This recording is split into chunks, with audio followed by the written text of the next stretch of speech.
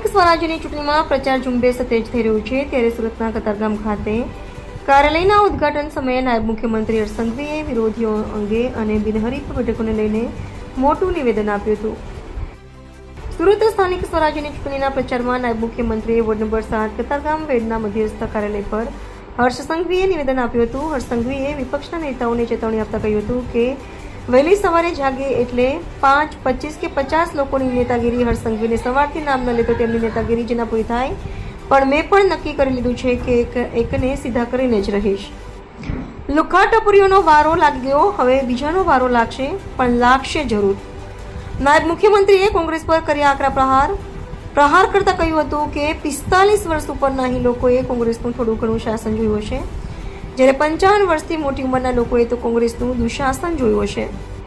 મારી ઉંમર અને મારી પછી જન્મેલા લોકો ભાગ્યશાળી છે કે જેમણે મોદી સાહેબનું રાજ જોયું છે। સુરત, અમદાવાદ, વડોદરા અને સૌરાષ્ટ્ર લુખ્ખાને ટપોરીના નામથી ઓળખાતું હતું, જો કે આજે કોઈ ટપોરી હિંમત કરે તો 4 મહિના સુધી ચાલી ન શકે ને તેવી પરિસ્થિતિ ઊભી કરીએ છીએ।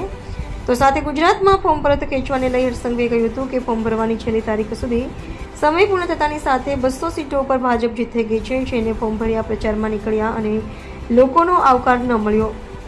ગામડાઓમાં નો એન્ટ્રી થઈ એટલે બીજા 520 ખરી પડ્યા છે અને ગઈકાલ સાંજ સુધીમાં ભાજપને 720 સીટ ઉપર વિજય હાંસલ થયો છે।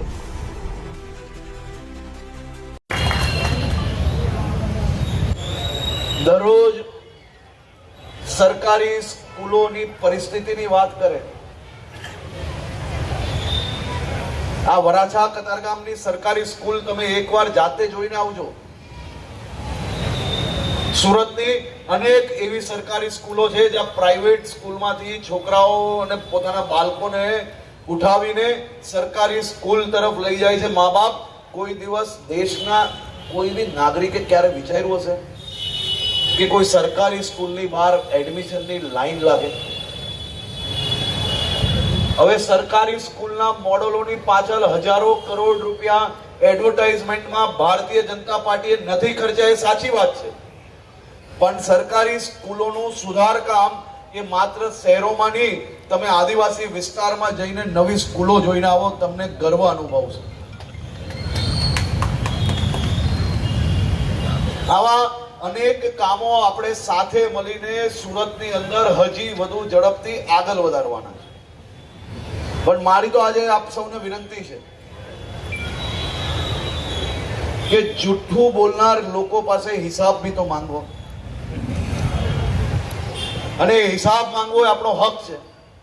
તમે અમારી પાસે બી માંગો કે લાવો ચાલો આપણે સામે બેસીએ, વોર્ડની અંદર કેટલા કામો થયા છે, કેટલા રૂપિયાના કામો થયા છે, કેટલી સોસાયટીને જોડતા કામો થયા છે, અમે હિસાબ આપવા તૈયાર છે। પણ કામ કરવું મહત્વનું છે કે દરરોજ સવારે ઉભા થઈને તાઇફા કરવા મહત્વના છે, નક્કી કરવાનો સવાલ હવે તમારો છે। બધાએ ભેગા થઈને આ વર્ષે